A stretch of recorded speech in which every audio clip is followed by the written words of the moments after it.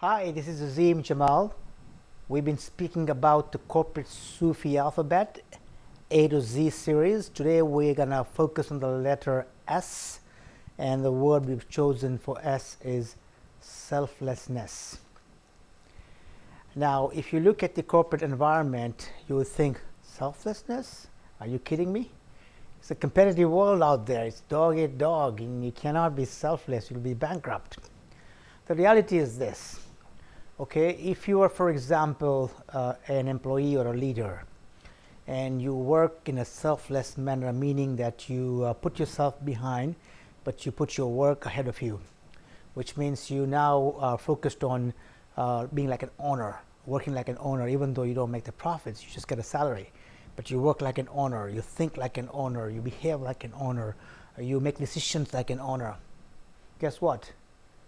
First of all, you become a star because people will watch you, the owner will watch you and be impressed because he or she will find you somebody who walks, talks, breathes, lives like the owner, and goes the extra mile and does the right things and would do the same thing if it was his or her own money. And you become a star, so you shine, and the star shines the brightest when the life is more darkest or the environment is more darkest. And what happens is one day he'll be the owner or she'll be the owner, or he or she will become the MD or a very senior position because they are acting like that. So on the one hand, they're being selfless, but guess what? In the end, they will meet their needs more than people who are selfish. Selfish people think about themselves. They don't think about anybody else. So they just focus on me, me, me, me, which means they're not good team players, which means that they are not really thinking of the ownership mentality. They're just thinking about what is in it for me. And in the end, people can see through them and realize that they're not really team players, they're not really supportive, they're not really leaders, they don't go the extra mile, they will find every opportunity to slack off. So really, being selfless can be a very powerful trait in a business environment. If you look at the personal life, in a relationship at home, if you're selfless, which means you keep the family ahead of you, if you keep the relationships ahead of you, you'll find actually that investment enhances your relationships, makes your relationships more harmonious, more loving, more gentler, and then work gets done much easier because that investment you've made in building trust really pays a lot of dividends in the end.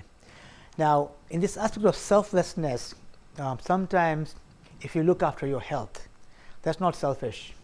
That's selfless, because if you're healthy, you can help more people in life. So that may appear to be selfish, that I'm looking after myself, but actually it's selfless. If you are spend time reading and developing yourself and be a lifelong learner, that's not selfish.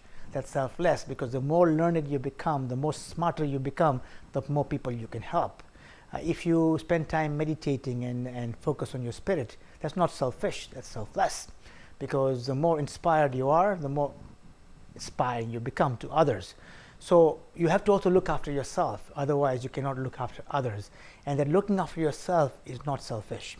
I think this message applies a lot to women who really, like mothers, for example, they do a lot for everybody else, but sometimes they forget themselves. And when they forget themselves, they can become bitter, they can be nagging, because they are not looking after themselves. So they may be feeling that they're being selfless by helping everybody else, but in the end, they pay a big price. So if they looked after themselves, I would not regard it as being selfish. I would regard it as being selfless, because the more they're looking after themselves, the more they're able to give to others. So in the corporate Sufi approach, the word selfless is a very powerful word, and if applied in the appropriate manner, can really bring about the harmony of business, of balance, and of beyond.